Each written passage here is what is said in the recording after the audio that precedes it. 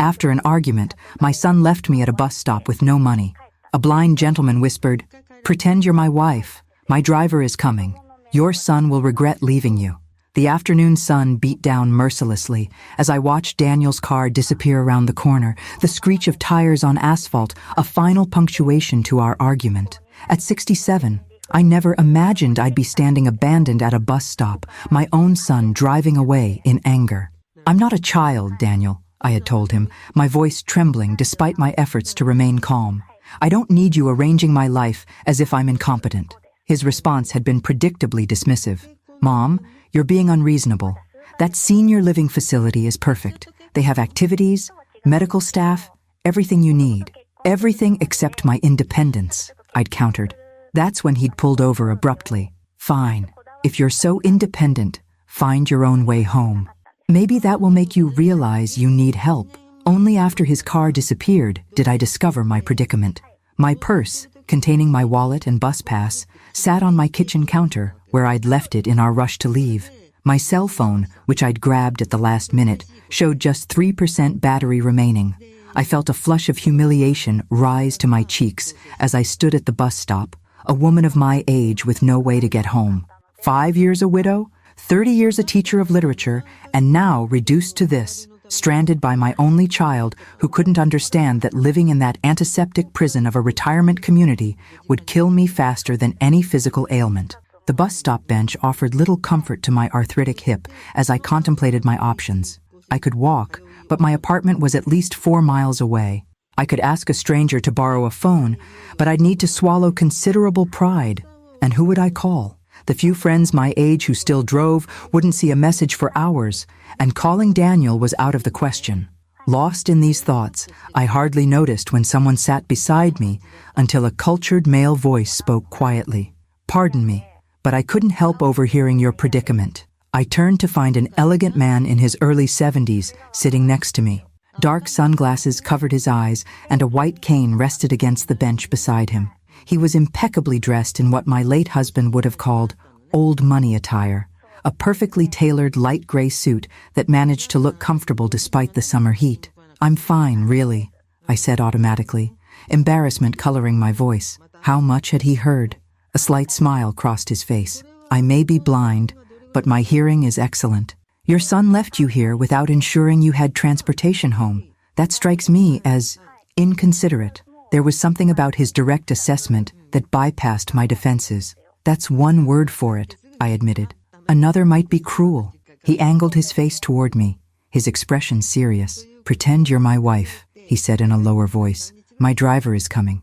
Your son will regret leaving you like this." I blinked, taken aback by the unexpected offer. "I couldn't possibly." "I'm Robert Wilson," he continued smoothly, extending his hand with surprising accuracy toward mine. "And you are?"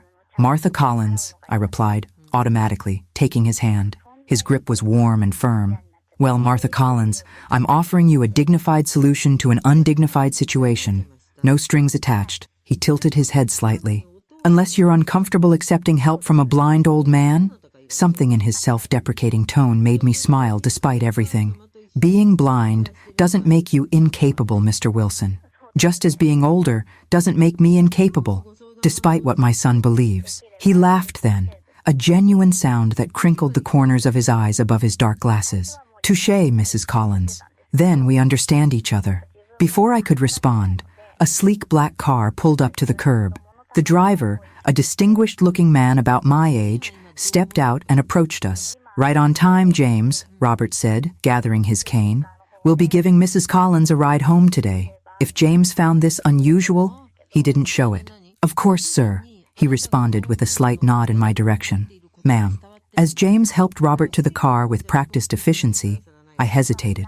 I'd spent my life being cautious, sensible. Getting into cars with strangers, even elegant blind gentlemen with chauffeurs, wasn't something Martha Collins did. And yet, as my phone finally died with a sad little beep in my pocket, I found myself making a decision that felt like stepping off a cliff. "Thank you," I said, allowing James to open the rear door for me. The interior of the car was cool and smelled of leather and subtle cologne. "Where do we have the pleasure of taking you, Mrs. Collins?" Robert asked as James started the engine. I gave my address in the modest East Side neighborhood where I'd moved after selling our family home following Frank's death. Actually, Robert said after a moment's consideration, I hope you'll allow me to offer you tea first. My home is nearby, and after such an eventful afternoon, you might appreciate a moment to collect yourself before returning home. The proper response would have been to decline politely. Instead, I found myself considering what awaited me at my apartment. Empty rooms and the lingering echo of Daniel's frustrated voice. The weight of the day's humiliation pressed down on me. Tea would be lovely, I heard myself say. As we drove through increasingly upscale neighborhoods, I studied Robert Wilson more carefully. His silver hair was expertly cut, his hands manicured but strong. The blindness seemed to have done little to diminish his confident bearing. There was something almost theatrical in the precision of his movements, the way he turned his head when I spoke, how his expressions matched my tone perfectly. If you're wondering if you've made a terrible mistake accepting a ride from a stranger, he said suddenly, as if reading my thoughts, I assure you James has an impeccable driving record, and I'm far too old and respectable to be dangerous. I found myself chuckling. I was actually thinking you seem remarkably well adjusted for someone who can't see.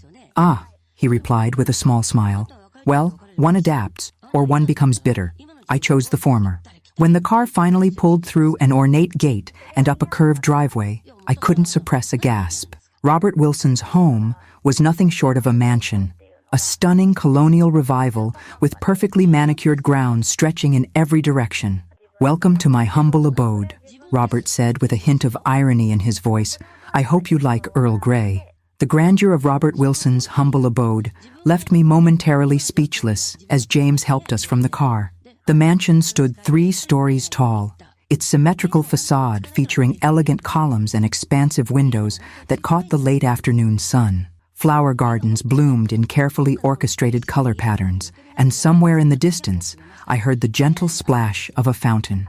Your silence suggests either you're admiring the view or reconsidering the wisdom of having tea with a stranger, Robert commented as we approached the front entrance. It's a bit overwhelming, I admitted. You didn't mention you lived in a palace. His lips quirked upward.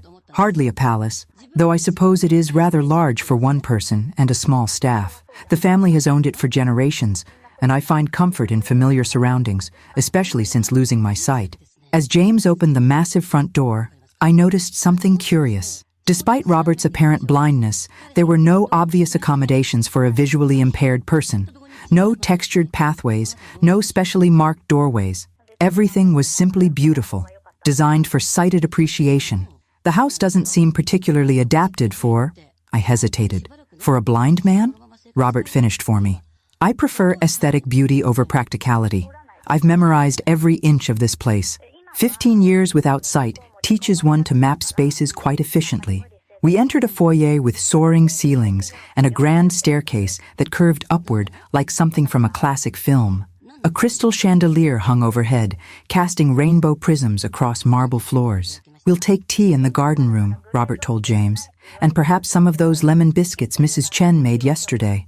Very good, sir, James replied, before disappearing down a hallway. Robert offered his arm with surprising accuracy. Shall we? The garden room offers a pleasant view of the east grounds, or so I'm told. I hesitated before taking his arm, struck again by how confident he seemed for someone who couldn't see. As we walked through the house, I noticed subtle details, the way he occasionally trailed his fingers along certain surfaces, how he counted steps under his breath between rooms. The garden room proved to be a sunlit conservatory with floor-to-ceiling windows overlooking immaculately landscaped grounds. Comfortable wicker furniture with plush cushions created several seating areas among large potted plants. The effect was both grand and intimate, wealth displayed without ostentation. Please, make yourself comfortable, Robert said, gesturing to a seating arrangement near the windows. He settled himself in an adjacent chair with practiced ease, placing his cane carefully beside him. Have you lived here long? I asked, trying to reconcile this palatial home with the man before me. All my life, with a few intervals away for education and business, he replied. Though I've closed off portions of it since losing my sight, no point maintaining rooms I'll never see again. There was a wistfulness in his tone that touched me unexpectedly. I downsized after my husband died, I offered. Our family home felt too empty with just me rattling around in it. Frank, wasn't it? Your husband's name? I blinked in surprise. Yes, but I don't remember mentioning. You were wearing a wedding band but referred to yourself as Mrs. Collins, not Miss. And you mentioned your son, so I made an educated guess, Robert explained smoothly. Was it a long marriage? 42 years, I replied. High school sweethearts, if you can believe such a cliché. He was an engineer. Heart attack took him 5 years ago. My condolences. A significant loss. James returned with a tea service that would have impressed the Queen. Delicate china, silver serving pieces, and an array of small sandwiches and biscuits arranged on tiered plates. Will there be anything else, sir? James asked after setting everything before us. No, thank you, James. We'll manage. Robert waited until James had left before speaking again. Now then, Martha Collins, former teacher, literature, I would guess from your speech patterns, widow, mother to at least one controlling son. Tell me why he left you stranded today. My hand froze midway to the teacup. How did you... Teachers have a particular way of expressing themselves. Precise vocabulary. Complete sentences, even in casual conversation. You mentioned being older, but not incapable, suggesting retirement. The rest I heard at the bus stop. His smile was gentle. I may be blind, but I'm far from unobservant. As he poured tea with surprising dexterity, I found myself telling Robert about Daniel's increasingly insistent campaign to move me into assisted living, how he'd arranged today's tour without consulting me, presenting it as a fait accompli, the argument that had escalated in the car afterward, culminating in my impulsive demand to be let out. You were asserting your independence, Robert nodded, and he responded by attempting to prove your dependence. Exactly. The validation from this stranger was unexpectedly powerful. Daniel doesn't see the irony. He claims I can't manage on my own, then abandons me without transportation to teach me a lesson about needing help. Children often struggle to see their parents as autonomous beings, Robert observed, sipping his tea. My daughter, Sophia, went through a similar phase after my sight deteriorated. She wanted to manage everything, my medical care, my business interests, my daily routine. It took time for her to understand that blindness hadn't diminished my competence. The tea was perfectly brewed, the sandwiches delicate and flavorful. As we continued talking, I found myself relaxing in a way I hadn't for months. Robert was an attentive listener and a thoughtful conversationalist, drawing connections between my experiences, teaching adolescence, and his navigating the business world. I founded a technology company specializing in security systems, he explained when I asked about his career. Ironic that I now can't see the very screens our software protects. Something about that statement struck me as odd, but before I could analyze it further, the door opened and a striking woman in her early 40s entered. Dad? James mentioned you had a guest. She stopped short upon seeing me, surprise evident in her expression. Sophia. Perfect timing, Robert said, turning his head in her direction. This is Martha Collins. Martha, my daughter Sophia Wilson. Sophia recovered quickly, extending a perfectly manicured hand. How lovely to meet you.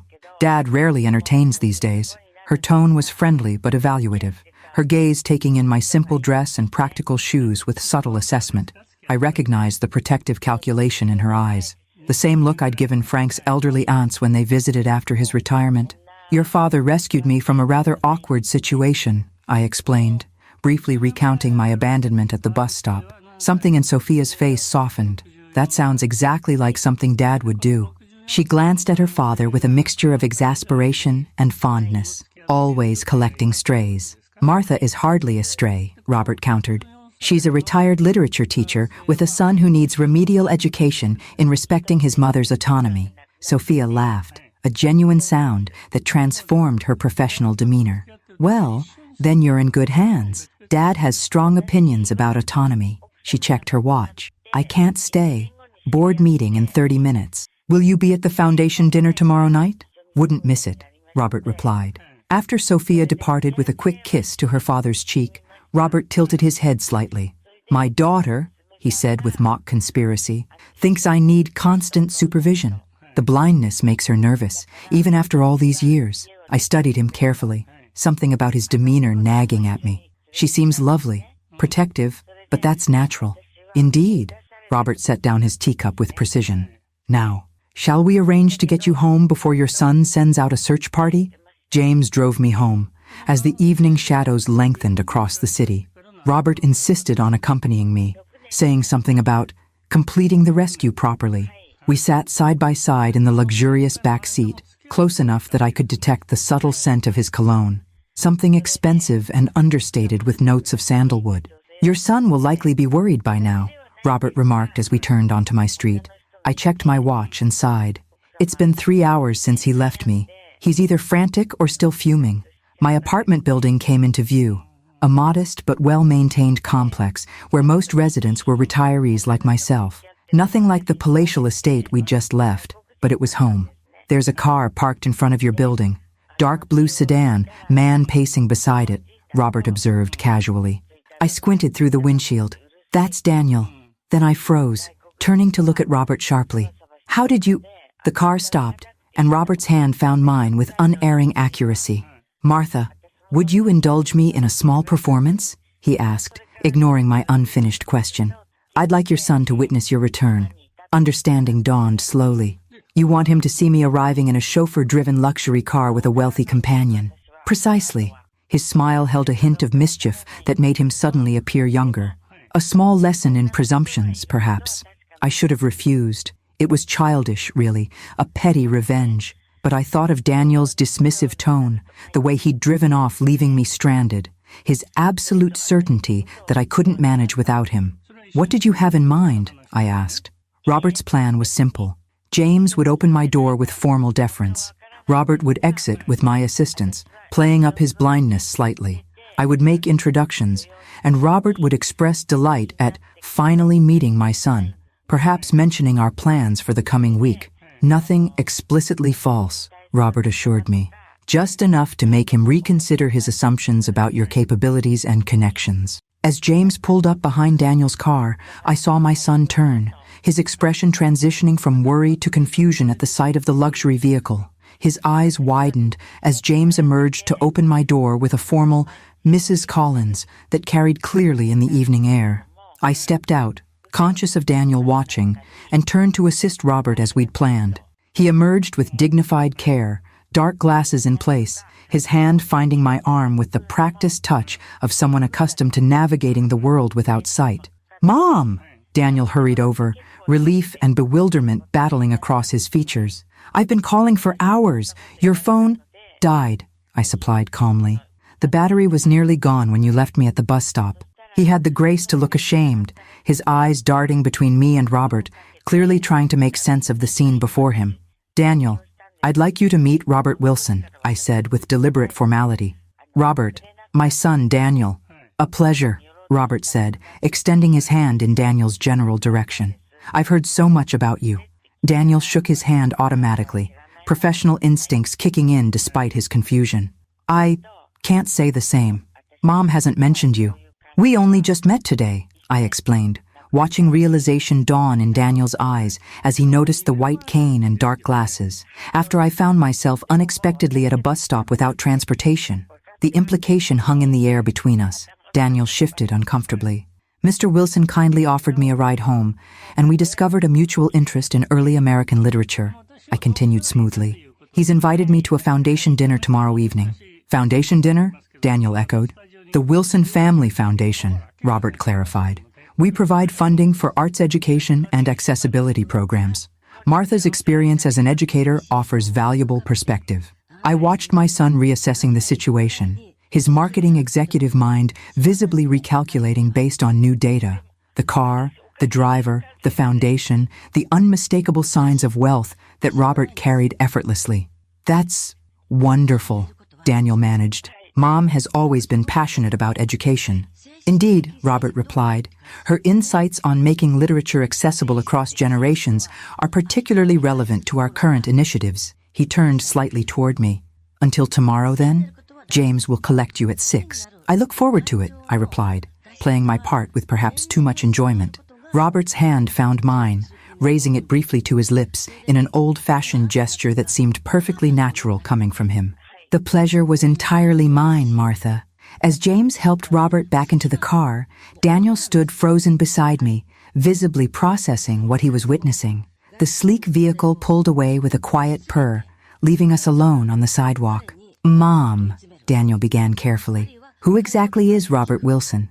A gentleman who understood that my age doesn't define my competence, I replied, retrieving my keys from my pocket and heading toward the building entrance. Daniel followed, still struggling to align this new information with his existing perception of his mother. When did I meet a wealthy, cultured man who values my company and opinions? I glanced back at him. About 20 minutes after you drove away and left me stranded. Inside my apartment, Daniel paced while I put on the kettle for tea. A far simpler affair than the service at Robert's mansion, but comforting in its familiarity. I was worried sick, Daniel finally said. When you weren't home and your phone went straight to voicemail, I checked the hospitals, Mom. That must have been frightening for you, I acknowledged, measuring tea leaves into my favorite pot. Almost as frightening as being abandoned without transportation or sufficient funds. He winced. I was angry. I shouldn't have left you there. No, you shouldn't have, I agreed, my voice firm but not unkind. Just as you shouldn't make decisions about my living arrangements without consulting me first. Daniel sank onto my sofa, running a hand through his hair in a gesture so reminiscent of his father that my irritation softened slightly. I'm worried about you living alone, Mom. The stairs in this building, the distance from my family, your arthritis getting worse, all legitimate concerns, I said, bringing our tea to the coffee table, which we could discuss as equals, rather than you making pronouncements about what's best for me as if I were a child, like that senior facility today. Exactly like that. Daniel studied me over his teacup. So, Robert Wilson, he seemed impressive. I couldn't help smiling at the transparent attempt to extract information. He is. And you're having dinner with him tomorrow? With him and his foundation board, yes. My son hesitated. I'm sorry I left you at that bus stop. It was childish and cruel. Yes, it was, I agreed, then reached over to pat his hand. But it led to an unexpected adventure. Perhaps we should both remember that I'm still capable of those. After Daniel left, with multiple apologies and a promise to discuss, not dictate, future plans, I sat alone in my apartment, replaying the events of this extraordinary day. One detail continued to nag at me. Robert's comment about Daniel's car. How had a blind man known its color, or that someone was pacing beside it? And there had been other moments. The way he'd navigated his home with too much precision. How he'd noticed my wedding band. His perfectly aimed gestures. Small inconsistencies that together formed a pattern I couldn't quite decipher. As I prepared for bed, my phone, now recharged, chimed with a text message from an unknown number. I hope our small performance provided satisfactory results. Looking forward to tomorrow's dinner. Sleep well. RW. I stared at the screen, wondering exactly what sort of man I'd actually met today, and why the prospect of seeing him again filled me with such unexpected anticipation. I spent the following morning distracted, my thoughts repeatedly returning to Robert Wilson and the peculiar inconsistencies in his behavior. While watering my modest collection of houseplants, I found myself analyzing our interaction with the same critical attention I once applied to complex literary texts with my students. A blind man who noticed a blue car and a pacing figure from a moving vehicle, who poured tea with perfect precision, whose home lacked the tactile modifications one would expect, who texted me directly, rather than having his assistant do so. The obvious conclusion seemed impossible, that Robert Wilson, wealthy philanthropist, was not actually blind. But if that were true, why maintain such an elaborate deception? What purpose could it possibly serve? At noon, a delivery arrived, an elegant box containing a handwritten note in flowing script. For this evening's foundation dinner, I took the liberty of having Sophia select something appropriate. If it's not to your taste, please disregard. Robert. Inside was a stunning deep blue dress in exactly my size, with a cashmere wrap and tasteful jewelry to complement it. The presumption should have offended me. Instead, I found myself carefully hanging the dress to release any wrinkles, my fingers lingering on the luxurious fabric. It had been years since anyone had given me clothing as a gift, longer still since I'd had occasion to wear something so elegant. My phone rang as I was examining the accompanying sapphire earrings. Mom? Daniel's voice carried a tentative note I rarely heard from my confident son. I wanted to check in after yesterday. I'm fine, Daniel, I assured him, settling into my reading chair. In fact, I'm preparing for this evening's event. About that, he cleared his throat. I did some research on Robert Wilson. Of course he had. Daniel never could resist investigating anything that didn't fit his orderly worldview. And he's not just wealthy, Mom. Forbes estimates his net worth at over $3 billion.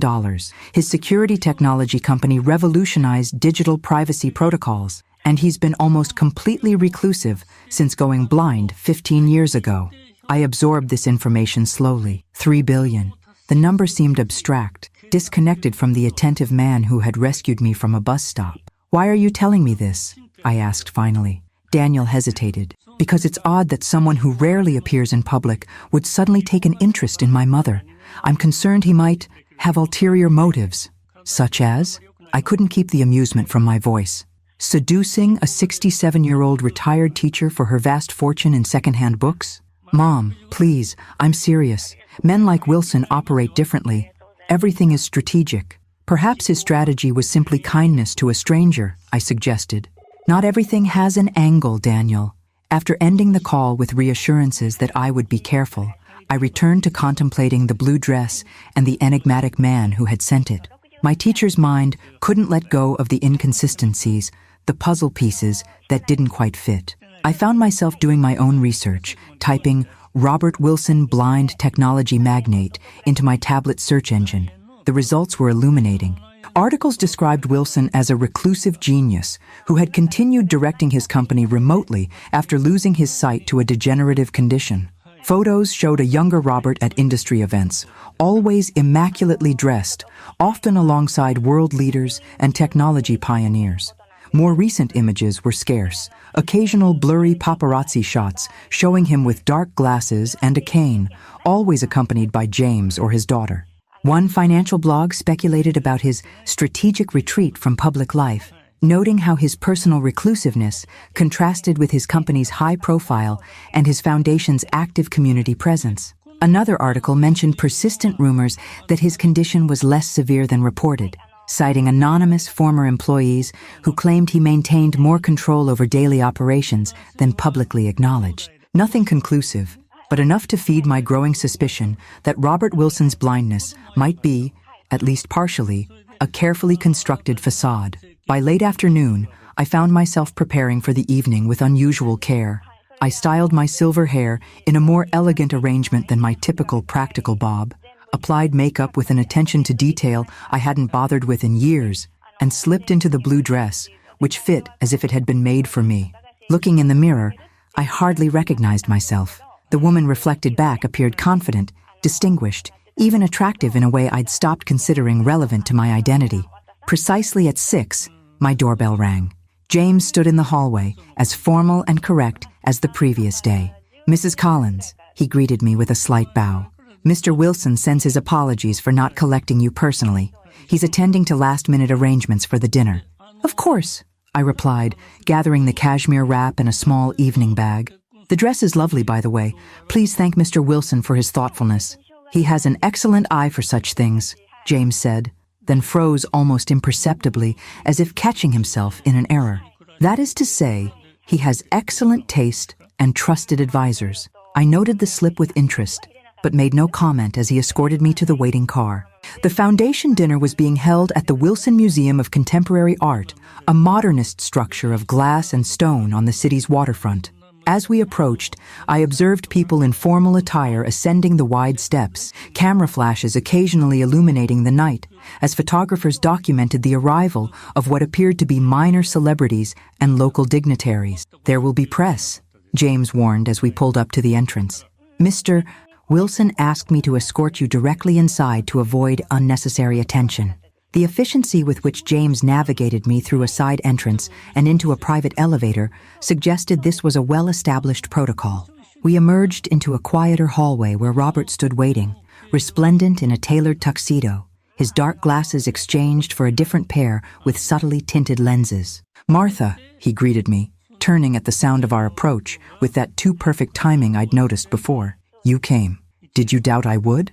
I asked, allowing him to take my hand. People often find my world intimidating, he replied.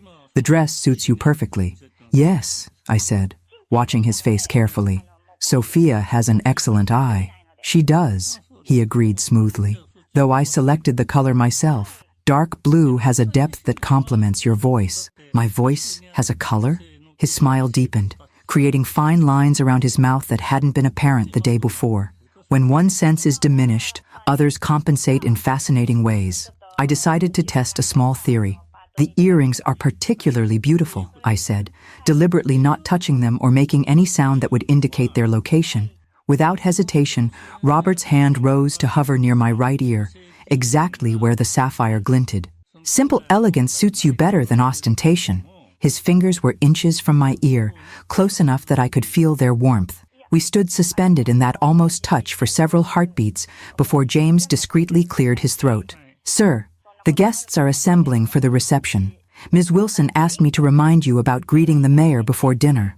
Robert's hand dropped, and the moment shattered. "Duty calls," he said with a slight sigh. "Shall we brave the crowds together, Martha? I find these events more tolerable with pleasant company." He offered his arm with the practiced gesture of a blind man. But as I took it, I couldn't shake the certainty that those tinted glasses were observing me with perfect clarity. The question wasn't whether Robert Wilson could see. I was now convinced he could. The question was why he pretended otherwise, and whether I should confront him with what I suspected. For now, I decided, I would observe and gather evidence, approaching the mystery of Robert Wilson with the same methodical analysis I'd once applied to Shakespearean deceptions with my senior students. After all, as I'd often told them, the most interesting characters are always those with secrets. The Wilson Foundation's annual gala proved to be a masterclass in elegant philanthropy. The museum's grand hall had been transformed into a sophisticated dining space, with tables arranged around a small stage and podium. Crystal chandeliers cast warm light over arrangements of white orchids and blue hydrangeas that matched my dress so perfectly I wondered if it had been a deliberate coordination. With Robert's arm linked through mine, we navigated the crowd with what appeared to be well-rehearsed precision. He moved confidently, occasionally touching my arm or leaning closer as if needing guidance through particularly dense clusters of guests. Yet I noticed how he never bumped into anyone, how he seemed to anticipate movements before they occurred, how his face turned toward approaching people seconds before they spoke. "Robert, marvelous event as always," called a silver-haired woman in an elaborate emerald gown. "And who is your lovely companion?" "Elaine Harrington, chairman of the City Symphony Board," Robert murmured to me before raising his voice. "Elaine, may I present Martha Collins, a retired literature professor whose insights on educational accessibility have been invaluable."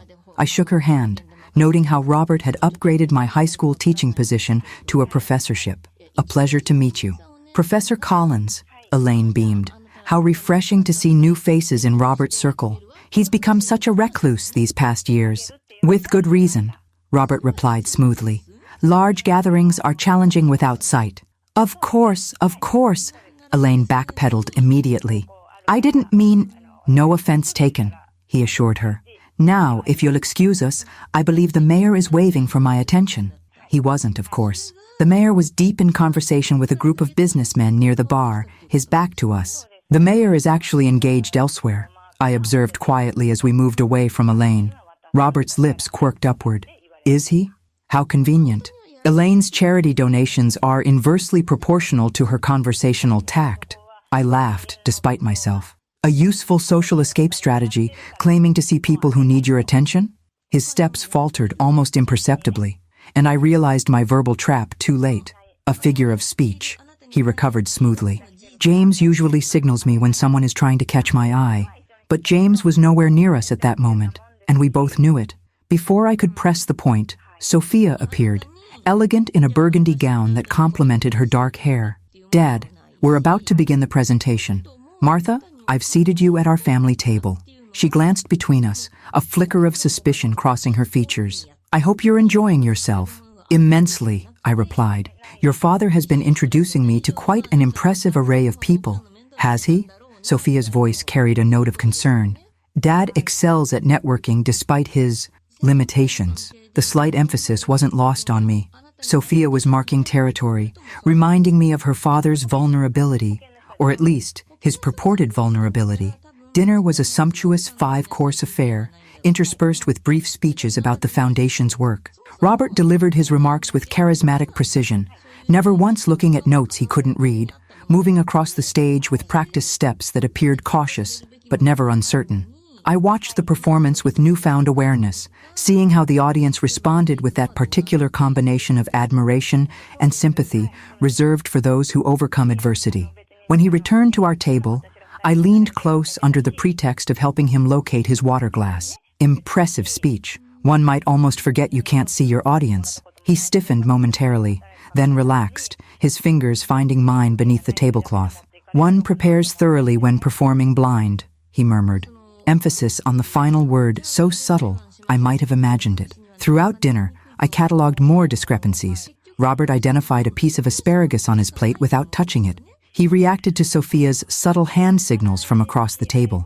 Most tellingly, when a waiter accidentally dropped a tray of glasses at the far end of the room, Robert's head turned toward the crash a fraction of a second before it occurred, as if he'd seen the tray teetering. After dessert, the formal portion of the evening concluded, and guests began mingling again as a small orchestra played soft classical music. Robert guided me toward a quieter alcove near the museum's sculpture garden. "You've been unusually quiet," he observed, 2 champagne flutes in hand. "Having second thoughts about associating with me?" "Not at all," I replied, accepting the offered glass. "I'm simply observing." "And what have your observations revealed, Professor Collins?" There was a hint of challenge in his voice, almost playful. I took a deliberate sip of champagne, considering my approach. The teacher in me wanted to lay out my evidence methodically. The woman who had been patronized and underestimated by her son wanted to demonstrate her mental acuity. But something else, something more intrigued than indignant, guided my response. That Robert Wilson navigates his world with remarkable precision for a man who supposedly can't see it. His expression remained neutral, but his posture changed subtly. A slight tensing of shoulders, a marginal straightening of his spine. The human brain adapts impressively to sensory loss. Spatial memory, auditory cues. Yes, and noticing blue cars from moving vehicles, identifying earrings without touching them, turning toward accidents before they happen. I set down my champagne glass with deliberate precision. I taught literature for 40 years, Mr. Wilson. I recognize a carefully constructed narrative when I see one. For several long moments, he said nothing, his face angled slightly away from mine, as if considering his options. When he turned back, his voice had dropped to just above a whisper. "This is hardly the venue for such a conversation." "Then suggest a better one," I replied, surprised by my own boldness. A slight smile curved his mouth. "You are not what I expected, Martha Collins. I rarely am these days. Age has a way of liberating one from expectations." He nodded thoughtfully. "The sculpture garden. 10 minutes. Take the east door and follow the path to the fountain." Before I could respond, he straightened and raised his voice to normal levels. "Sophia, there you are.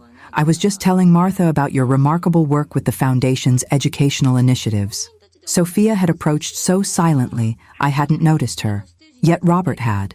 Another slip in his performance. She glanced between us, her expression carefully neutral, but her eyes shrewd.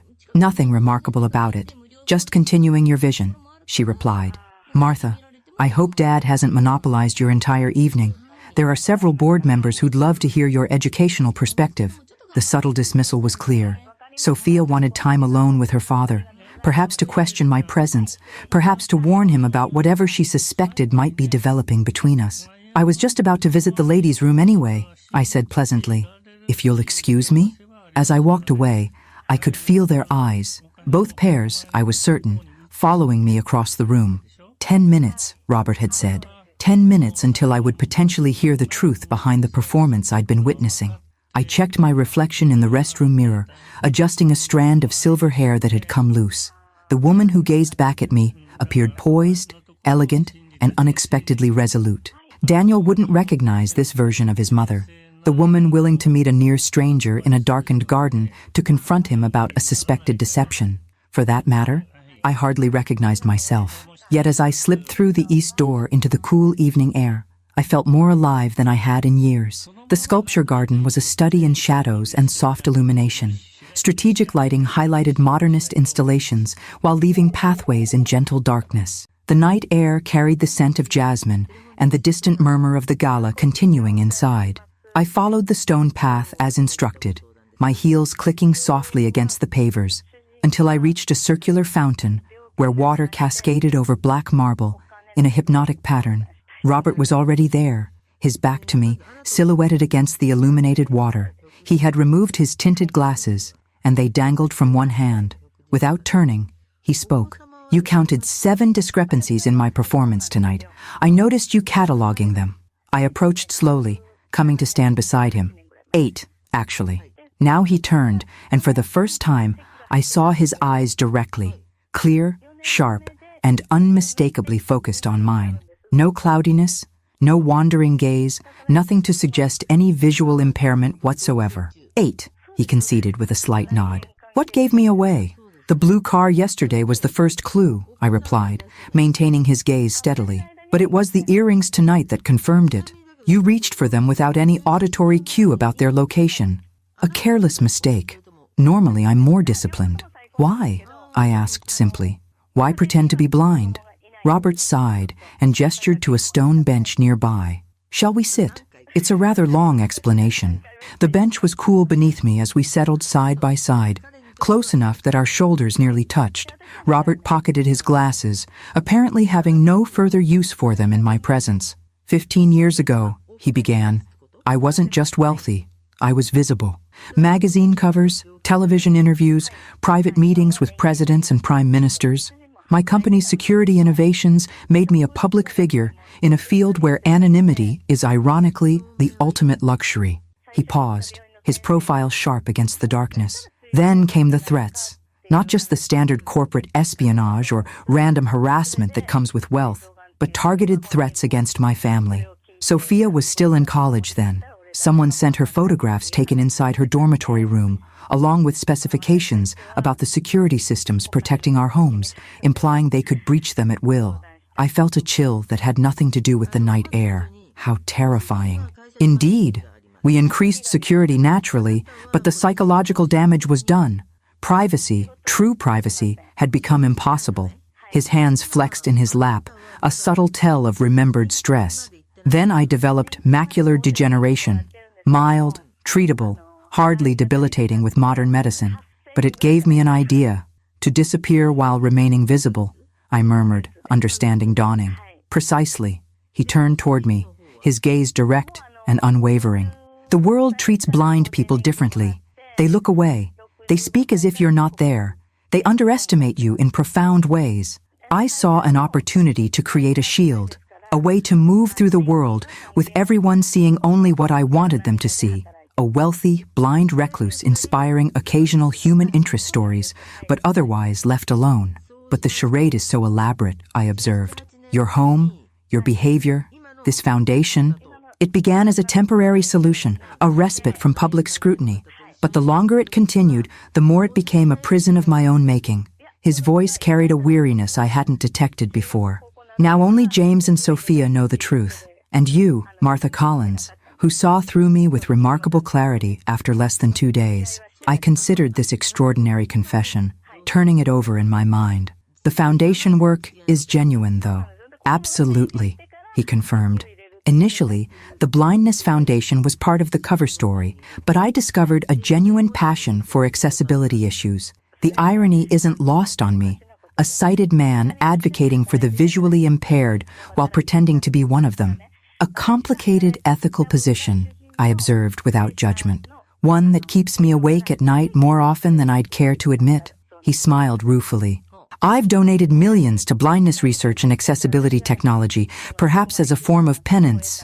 We sat in contemplative silence for a moment, the fountain's gentle splashing providing a soothing backdrop. When I finally spoke, I surprised myself with the question, why tell me the truth? You could have maintained the deception. I'm hardly a threat to your carefully constructed world. Robert turned fully toward me, his expression suddenly vulnerable, in a way his blind persona never was. Because when I sat next to you at that bus stop, I recognized something I haven't encountered in 15 years. Authenticity. You weren't performing for anyone, Martha. Even humiliated and abandoned, you maintained a dignity that had nothing to do with appearances. His candor caught me off guard. For a man who had lived behind a facade for so long, this revelation seemed almost painfully honest. And then, he continued, you started noticing the inconsistencies. Most people see what they expect to see. You actually observed. It was refreshing, terrifying, but refreshing. Terrifying? You? I couldn't hide my skepticism. A billionaire afraid of a retired teacher? Not afraid of you, he clarified. Afraid of being seen, really seen, without the protection of either wealth or disability to distort the perception. His hand moved tentatively toward mine on the bench between us. Do you understand what I'm saying, Martha? I did, with surprising clarity. Robert Wilson, for all his wealth and power, had been hiding from genuine connection. The blindness that began as protection had become a barrier between himself and authentic human interaction. What will you do now? I asked, allowing his fingers to lightly touch mine. Maintain the charade with everyone else? For now, he admitted. The alternative would be complicated, to say the least. But with you, he hesitated. With you, I'd like to be simply Robert. No performance, no pretense. The vulnerability in his request touched something in me. A recognition of how rare, truly honest connections become as we age. How much of life becomes performance and accommodation. I think I'd like that, I replied softly. Though it makes me wonder what other surprises you might be concealing, Mr. Wilson. His laugh was unexpected and genuine. Fair concern, but I promise, the fake blindness was my most significant deception. Everything else, the wealth, the foundation, my character, that's all authentic. A discreet cough interrupted us. James stood at the garden entrance, his expression professionally neutral, despite having undoubtedly witnessed our hands touching and Robert without his glasses. Sir, Ms. Wilson is looking for you. The mayor is preparing to leave and wishes to say goodbye. Robert sighed, reluctantly withdrawing his hand from mine. Back to the performance, he murmured, retrieving his glasses from his pocket. As he slid them on, I watched the transformation. His posture subtly altered. His expression became more guarded, his movements more measured. Before we returned to the gala, he turned to me one last time.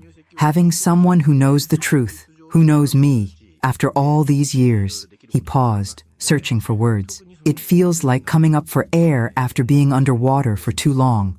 As we re-entered the bright lights and social choreography of the gala, I wondered what I had gotten myself into. A friendship? Something more? And with a man whose entire public existence was built on an elaborate deception. Yet something about his confession in the garden felt more genuine than anything I'd experienced in years. Sophia intercepted us immediately, her eyes narrowing slightly at our joint reappearance from the garden. There you are, Dad. The mayor's leaving. Her gaze flicked to me, assessing. Martha, I hope you've enjoyed our little event. It's been illuminating, I replied, meeting her eyes steadily. Her perfectly shaped eyebrow arched slightly at my word choice, but before she could respond, Robert squeezed my hand discreetly. Most illuminating indeed, he agreed, the private joke between us almost palpable in the air.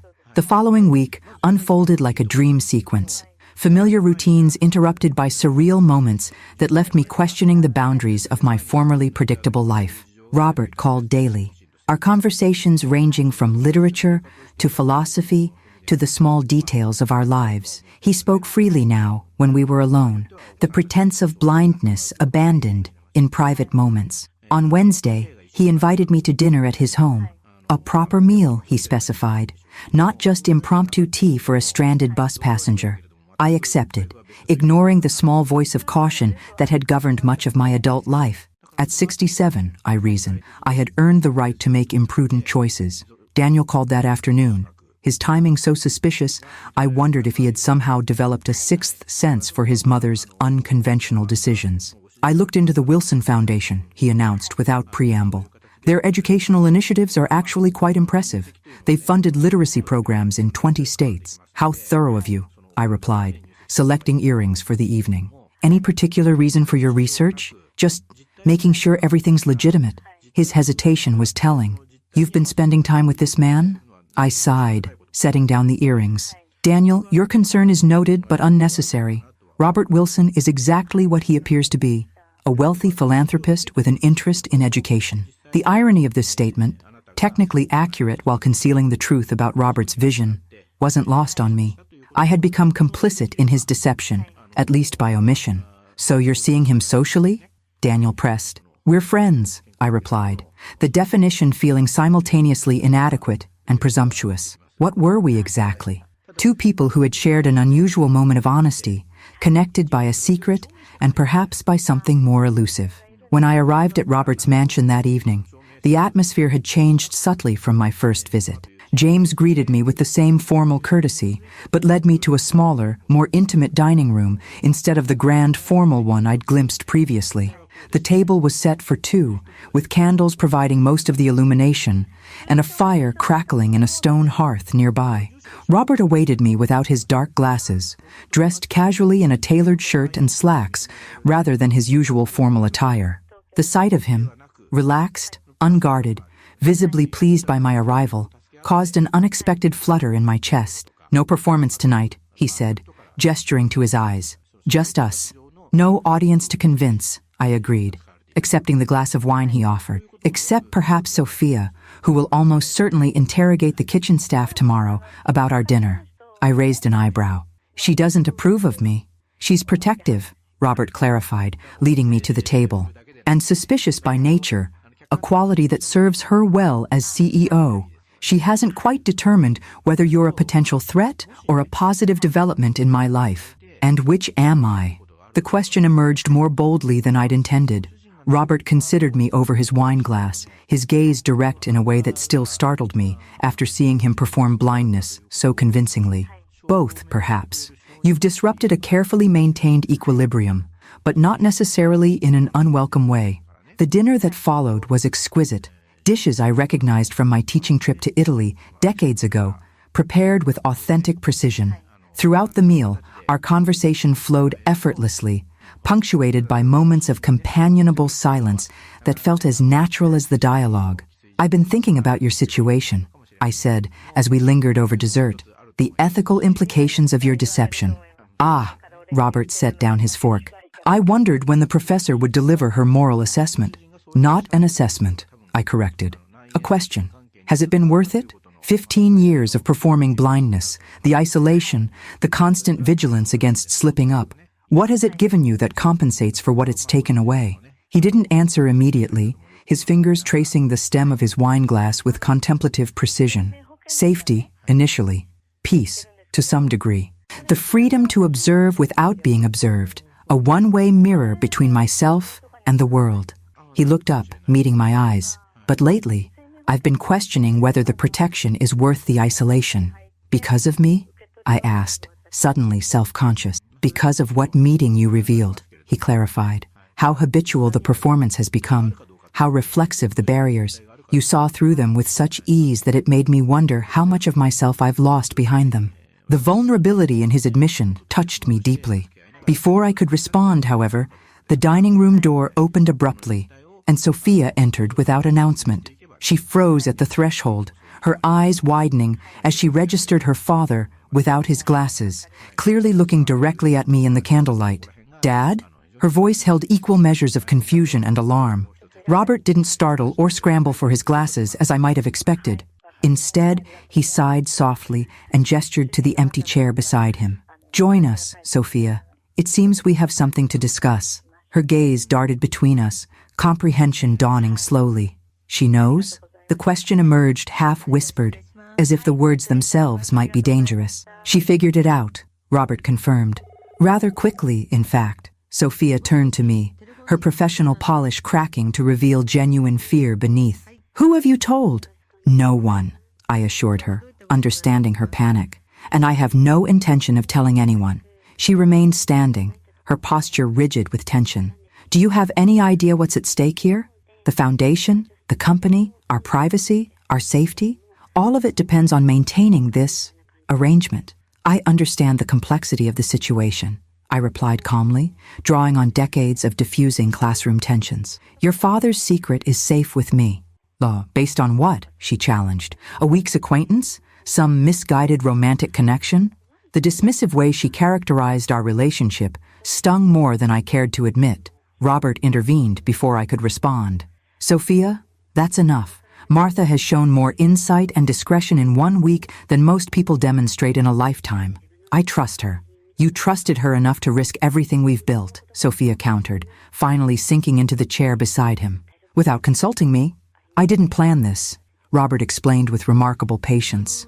Martha observed discrepancies no one else has noticed in 15 years. Rather than expose me publicly or use the information for personal gain, she confronted me privately. Sophia studied me with new intensity, reassessing. What do you want from us, Mrs. Collins? The blunt question caught me off guard. Want? From this situation, from my father. There must be something. Sophia? Robert's voice carried a rare sharpness. It's a fair question, I interjected, understanding her protective instinct. I turned to face her directly. What I want is exactly what I've already received. Honest conversation, genuine connection, the respect of being seen as I am rather than as a stereotype of aging widowhood. I paused, choosing my next words carefully. Your father offered me dignity when my own son treated me as incompetent. I've offered him the simple courtesy of authentic interaction without performance. Sophia's expression softened marginally, though wariness remained in her eyes. And if things progress between you, the longer this continues, the greater the risk of exposure. The implication that any relationship between Robert and me created vulnerability in their carefully constructed world hung in the air between us. Before I could formulate a response, Robert reached across the table and deliberately took my hand. Then we'll address that challenge together, he said, his gaze moving from his daughter to me.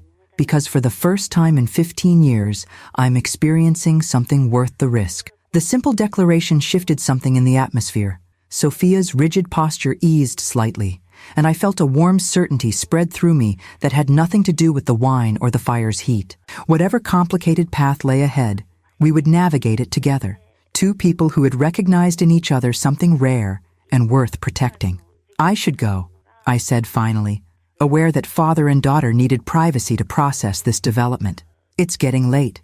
As James drove me home later that evening, I reflected on the extraordinary turn my life had taken since that moment at the bus stop.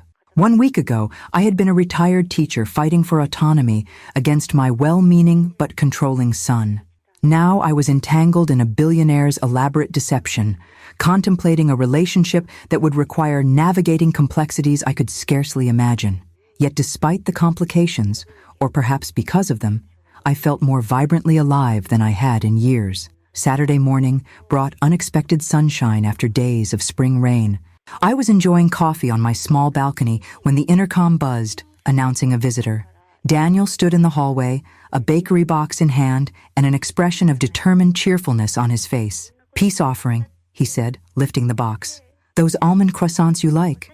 I recognized the gesture for what it was, an attempt to reset our relationship after the bus stop incident. The timing, however, seemed suspiciously aligned with my developing connection to Robert. Over coffee and pastries, Daniel maintained careful conversation about neutral topics, his children's activities, an upcoming work conference, neighborhood news. Only after his second cup did he broach the subject clearly weighing on his mind. So, this friendship with Robert Wilson, he began, with practiced casualness. It seems to be continuing. It is, I confirmed, brushing pastry crumbs from my fingers. We enjoy each other's company. Daniel nodded, his marketing executive mind visibly calculating approaches. He's an interesting choice of friend. His reputation for reclusiveness is well documented. Perhaps that's changing, I replied non-committally. Mom, Daniel set down his cup with deliberate precision. I want you to be careful. Men like Wilson operate in different spheres with different rules. The power imbalance alone. Power imbalance? I interrupted, unable to suppress a laugh. I'm not a naive young woman being dazzled by wealth, Daniel. I'm a 67-year-old retired teacher who's raised a child, buried a husband, and managed her own life quite capably. That's not what I meant. He had the grace to look abashed. It's just that people with his level of wealth and influence often have complicated lives, agendas that aren't immediately apparent. If only he knew how accurate his concern was, though not in the way he imagined. Robert's complicated life extended far beyond typical wealthy eccentricity. I appreciate your concern, I said, softening my tone, but I trust my judgment about Robert, Complicated life and all. Daniel appeared ready to press the issue further when his phone buzzed. Checking the screen, his expression shifted to surprised recognition. It's the office, on a Saturday. I should take this. He stepped onto the balcony for privacy, leaving me to clear the breakfast dishes. Through the glass door, I observed his conversation transform from irritation to intense interest. When he returned, his demeanor had completely changed. "That was incredible," he said, slipping his phone into his pocket. "My agency just got a call from the Wilson Foundation. They're looking for a marketing partner for their National Literacy Initiative, and somehow my name came up as a recommended contact." I maintained a neutral expression, though internally I was connecting obvious dots. "What a fortunate coincidence." "Coincidence?" Daniel repeated slowly, studying my face. "Mom, did you have something to do with this?" "I mentioned to Robert that you work in marketing," I admitted. "Nothing more specific than that." Daniel sat heavily on my sofa, processing this development. "This account would be significant. The Foundation's annual marketing budget is in the millions. Then you should prepare a compelling presentation," I suggested mildly. He looked up sharply. "Is this why you've been spending time with Wilson? To advance my career?" The question stung with its presumption that my relationship with Robert must serve some ulterior purpose. Absolutely not. My friendship with Robert stands entirely on its own merits. If he's chosen to consider your agency, that's his business decision. Daniel had the decency to look embarrassed. "I'm sorry. That was unfair." He paused, weighing his next words. "It's just difficult to reconcile the reclusive billionaire from business journals with the man who's suddenly having dinner with my mother. People are often more complex than their public personas suggest," I replied, the understatement almost making me smile despite my irritation. After Daniel left to prepare for his unexpected business opportunity, I received a text from Robert. "Was that too transparent an olive branch?" Sophia suggested a more subtle approach, but I find at my age that time for subtlety feels increasingly limited. RW. I smiled at the message. Transparent but effective. He's simultaneously suspicious and delighted, much like Sophia regarding our friendship. "Sunday brunch tomorrow? The Botanical Gardens have a new spring exhibition. We can be appropriately public while maintaining our private understanding." The careful balance in his invitation, acknowledgement of both his public blindness persona and our private truth, touched me deeply. I'd like that very much. Sunday's Botanical Garden excursion introduced me to the intricacies of Robert's public performance. James drove us to the gardens, where Robert emerged from the car with dark glasses and white cane, his movements carefully calibrated to suggest dependence while maintaining dignity. I found myself unconsciously adapting to his needs, offering my arm at appropriate moments, describing visual elements in a natural way that reinforced his supposed condition. "You're a natural accomplice," he murmured, as we strolled through a corridor of blooming cherry trees. "Most people overcompensate. Too loud, too descriptive, too helpful. Years of teaching reluctant students to appreciate Shakespeare," I replied. "One develops a certain subtlety in providing guidance while preserving dignity." We attracted occasional glances. The elegantly dressed blind man and his silver-haired companion generated curiosity without recognition. In public, Robert was careful to maintain appropriate distance, our connection expressed through conversation rather than physical proximity. It was only when we found ourselves momentarily alone in the tropical conservatory that he removed his glasses briefly, his eyes meeting mine directly. "This performance grows exhausting in your presence," he admitted quietly. "I find myself wanting to simply look at you, to see your expressions change without the filter of pretense." The intensity of his gaze made me suddenly conscious of my appearance in a way I hadn't been for years. The lines at the corners of my eyes, the silver of my hair, the subtle markers of age I'd long ago accepted. "What do you see when you look at me?" The question emerged unbidden. His smile deepened, creating a fan of lines that revealed his own age in the most appealing way. Clarity, intelligence, a woman comfortable in her own skin. He replaced his glasses as voices approached. A rare and beautiful combination at any age. Later, over lunch in the Gardens Cafe, our conversation turned to more practical matters. "Sophia is arranging a discreet background check," he informed me, his tone apologetic. "Standard protocol for anyone who learns about my situation." I set down my fork, surprisingly unhurt by this revelation. I assumed as much. She's protective of you. She's thorough, he corrected, and concerned about potential exploitation. The check is as much for your protection as mine. Confirmation that you understand the legal implications of our shared secret. I considered this. There would be lawsuits if your deception became public? Almost certainly. Business partners, shareholders, even the foundation could claim fraud or misrepresentation. He sighed. The irony isn't lost on me. Having created this fiction for protection, I'm now potentially vulnerable because of it. And yet you've trusted me with this knowledge, I observed. A calculated risk, he replied with a small smile. Though increasingly, the calculation seems less important than the connection. As James drove us back to my apartment building, I found myself contemplating the strange duality of our developing relationship. In public, we performed one version of reality, the kindly blind billionaire and his helpful companion. In private, we shared a different truth. Two people discovering unexpected connection in their later years, complicated by an elaborate deception. Daniel's agency presentation to your foundation is tomorrow, I mentioned, as the car approached my building. Yes, Sophia will be evaluating their proposal, Robert confirmed. I've recused myself from the decision to avoid any appearance of favoritism. Thank you for that, I said. Whatever happens should be based on merit, not connection. He nodded, understanding my concern. Integrity matters to you, says the man pretending to be blind, I countered with gentle irony. His laugh was genuine, a rare sound I was coming to treasure. Touché, Martha Collins. You have a remarkable talent for cutting through pretense, even my own. James pulled to the curb outside my building, discreetly exiting to open my door. Before I could step out, Robert captured my hand briefly. Having someone who knows both versions of me, public and private, is more significant than I can adequately express, he said softly. Thank you for carrying that dual knowledge with such grace. The simple sincerity of his words stayed with me long after the car had disappeared from view. A warm certainty amidst the complexities of our unusual situation. The following weeks developed a rhythm that felt both extraordinary and strangely natural. Robert and I established a pattern of private dinners at his home, where he could be himself completely, and public outings where we navigated his carefully maintained blindness charade. Each setting offered its own particular intimacy, the private moments of unguarded conversation, the public conspiracy of shared secrets. Daniel's marketing agency had won the Wilson Foundation contract, a development that simultaneously delighted and perplexed my son. It was the strangest meeting, he confided during a family dinner at his home. Sophia Wilson grilled us like we were on trial, then announced we'd been selected before we even finished our presentation. Your proposal must have been exceptional, I suggested, avoiding Angela's knowing gaze across the table. My daughter-in-law had developed her own theories about my relationship with Robert, though she kept them largely to herself. That's just it.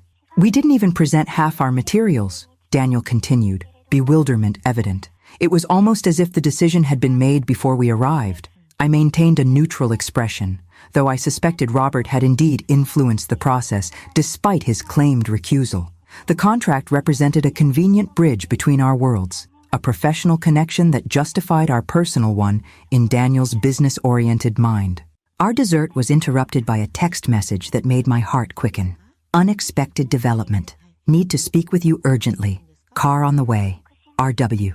I made my excuses shortly afterward, claiming fatigue, though Daniel's suspicious glance suggested he wasn't entirely convinced. Outside their suburban home, James was already waiting with the car, his expression more guarded than usual.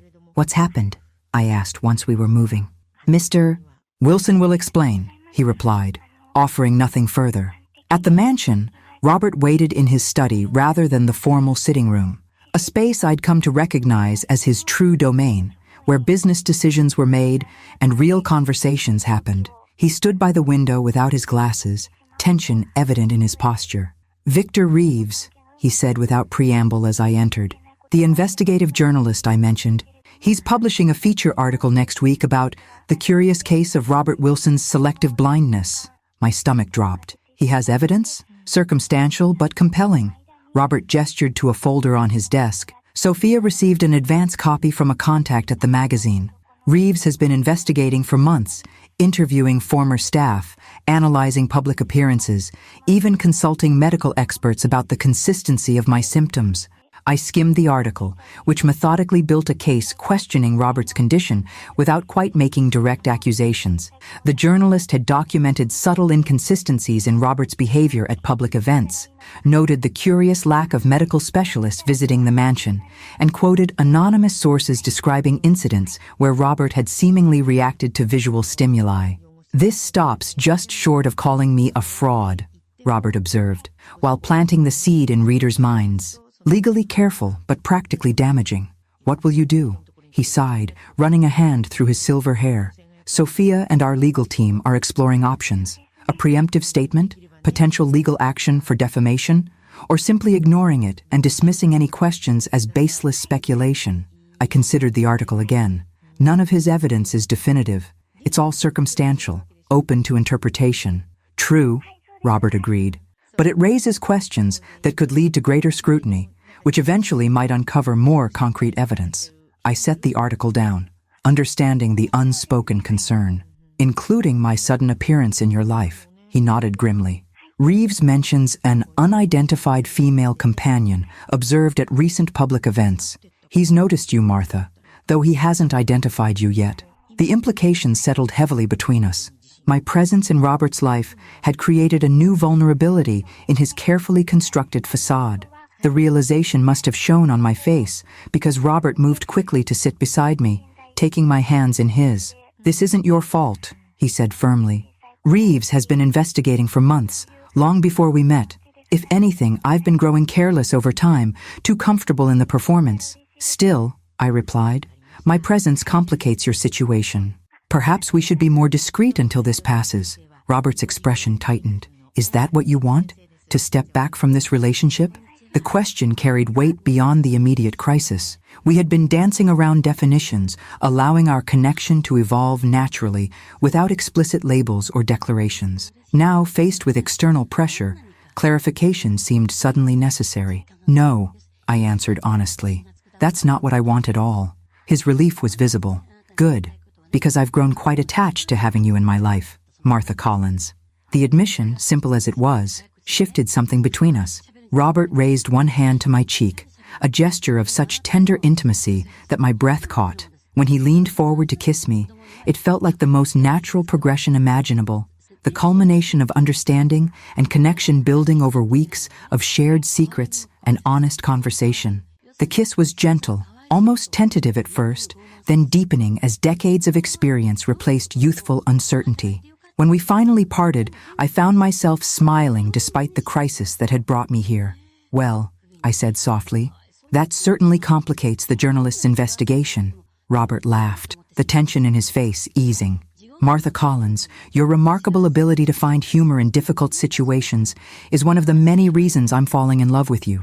The declaration hung in the air between us, honest and unhurried.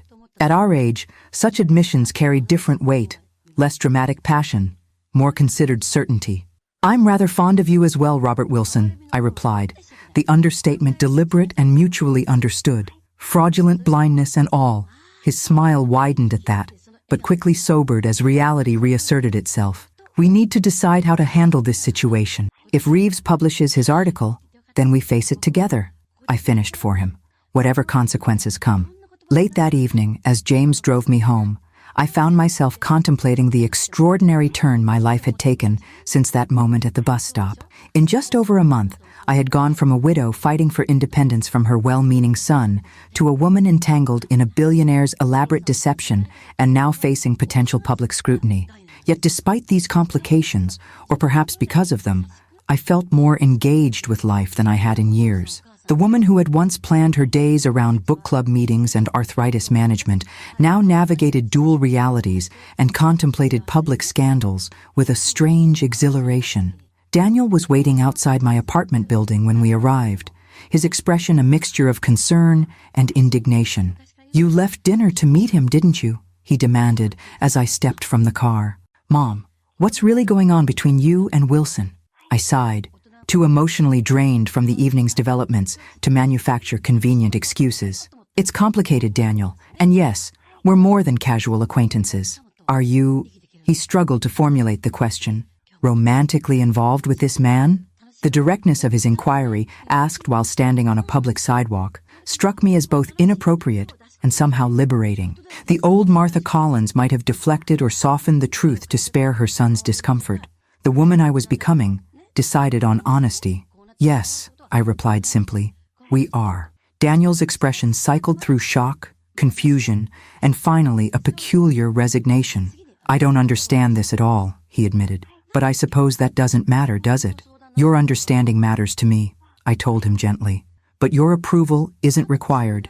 I've spent years prioritizing your comfort and preferences, Daniel.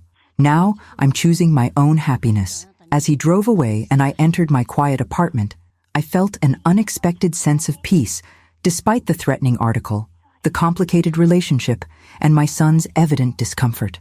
At 67, I had finally realized that life's most meaningful chapters might still be unwritten, waiting for the courage to turn the page. The Sunday morning that Victor Reeves's article was published dawned with deceptive tranquility. I woke early, made coffee, and opened the digital edition of the magazine on my tablet with trepidation. The feature appeared prominently on the homepage. The curious case of Robert Wilson's selective blindness, philanthropy, privacy, or fraud. The piece was more damning than the draft we'd seen. Reeves had added recent photographs from the botanical garden, including one of me guiding Robert past a sculpture installation. Though my face wasn't clearly visible, the caption speculated about the mystery woman increasingly seen in Wilson's company, and questioned whether she was complicit in maintaining his facade. My phone rang before I'd finished reading. It was Sophia, her voice tightly controlled. Have you seen it? I'm reading it now, I confirmed. It's worse than the draft. The phones are already ringing. Business associates, foundation partners, journalists looking for comments. She paused, her professional composure momentarily slipping. This could destroy everything we've built, Martha. The use of my first name, rather than the formal Mrs. Collins she typically employed, marked the gravity of the situation. Before I could respond, she continued, Father wants you at the house. We're having an emergency strategy meeting in 30 minutes. Can you come? Of course, I said, already moving toward my bedroom to dress. I'll be there as quickly as possible. James arrived in record time, his usual impassive expression replaced by grim efficiency as he navigated morning traffic. At the mansion, security was visibly enhanced. Additional guards at the gate, others patrolling the grounds. The media had already gathered at the perimeter, cameras and microphones at the ready. Inside, the atmosphere was that of a war room. Robert sat at the head of his study's conference table, surrounded by legal advisors, public relations specialists, and Sophia, who paced while speaking rapidly into her phone. When he saw me, Robert rose immediately, crossing the room to greet me with unexpected public affection, taking both my hands in his. I'm sorry to drag you into this, he said quietly. I was already in it, I reminded him. The moment I recognized your secret, Sophia ended her call and addressed the assembled team. The foundation board is requesting an emergency meeting. Our major corporate partners want statements clarifying the situation. The medical privacy angle is buying us some time, but eventually we'll need to respond definitively. A distinguished man I recognized as Robert's lead attorney cleared his throat. Mr. Wilson, we've discussed this. From a legal standpoint, maintaining the fiction is increasingly untenable. If you were to acknowledge a partial recovery from your condition, a convenient miracle, Robert interrupted, his tone sardonic, suddenly regaining partial sight after 15 years, just as I'm accused of faking blindness?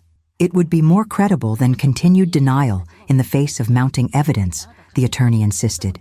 I observed the debate silently, understanding the complex implications of each option. Robert had spent 15 years constructing this identity, the dignified blind philanthropist overcoming personal adversity.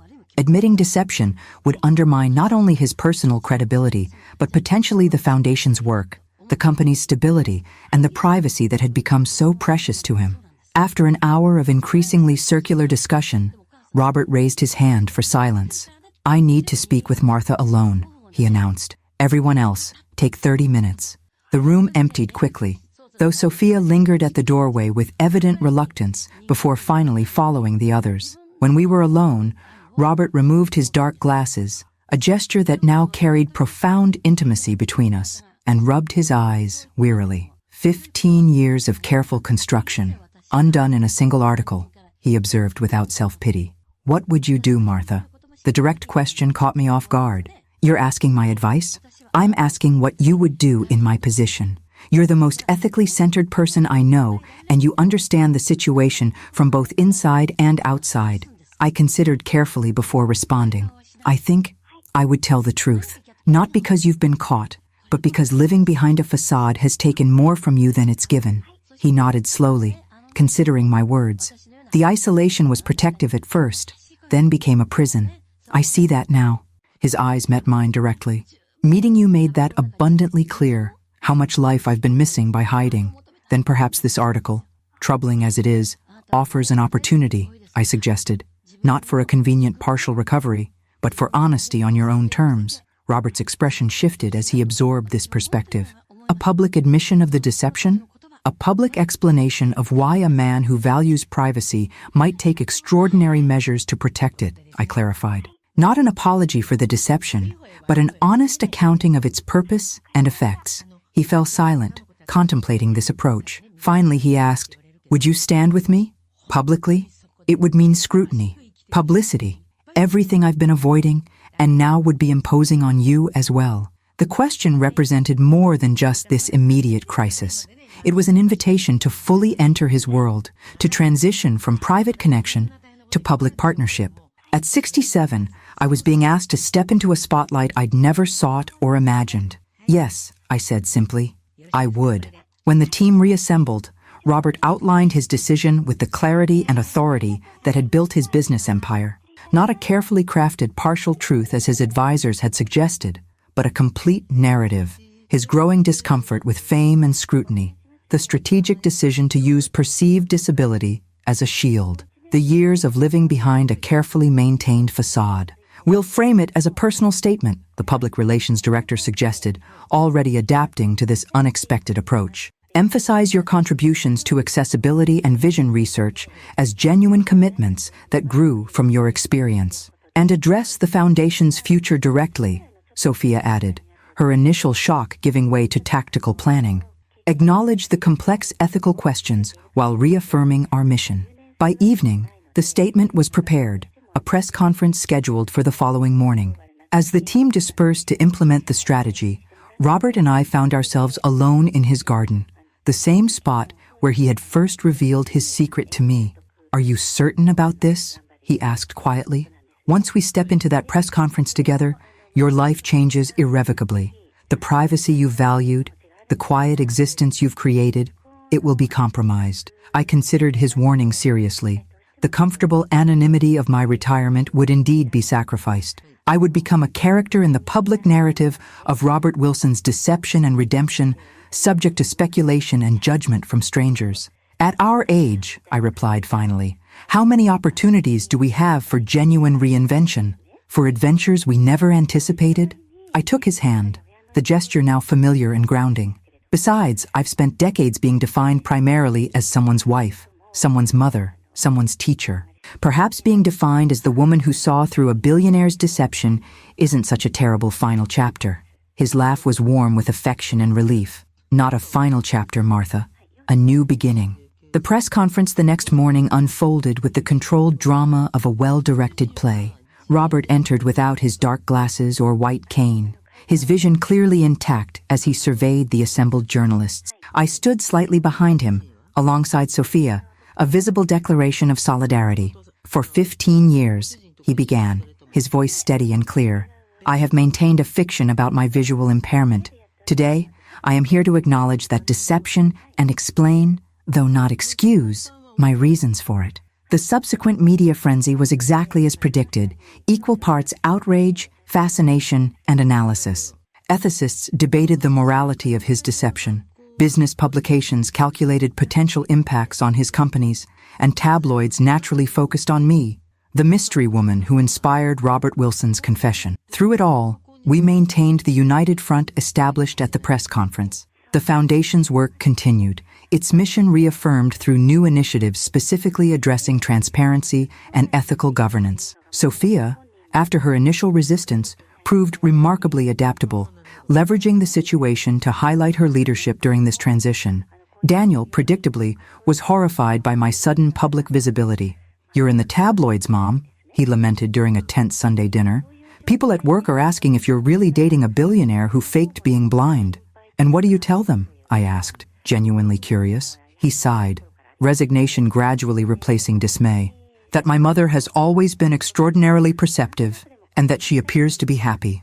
6 months after Victor Reeves's explosive article, the scandal had largely subsided, replaced by newer, more shocking revelations about other public figures. Robert and I had established a new normal, dividing our time between his mansion and my apartment, which I kept as a private refuge, maintaining my independence even as our lives became increasingly intertwined. On the anniversary of our first meeting at the bus stop, Robert suggested a return to that location. James drove us there, parking discreetly across the street. "1 year ago," Robert reflected, "you were abandoned here without resources, and I was imprisoned in a deception of my own making. And now?" I prompted, enjoying the symmetry of returning to where our story began. "Now we're both free, in ways neither of us anticipated." He reached into his pocket, withdrawing a small velvet box. Which brings me to a question I never imagined asking at this stage of life. Inside the box was a sapphire ring, elegant in its simplicity. "Martha Collins," he said formally, "would you consider marriage to a reformed fraud who has never seen more clearly than when he met you?" I laughed at his characteristically honest self-deprecation. "I would," I replied, allowing him to slip the ring onto my finger. "Though I insist my son walk me down the aisle, however much he struggles to understand us." As we sat together at the bus stop where everything had changed, I thought about the extraordinary journey from that first encounter.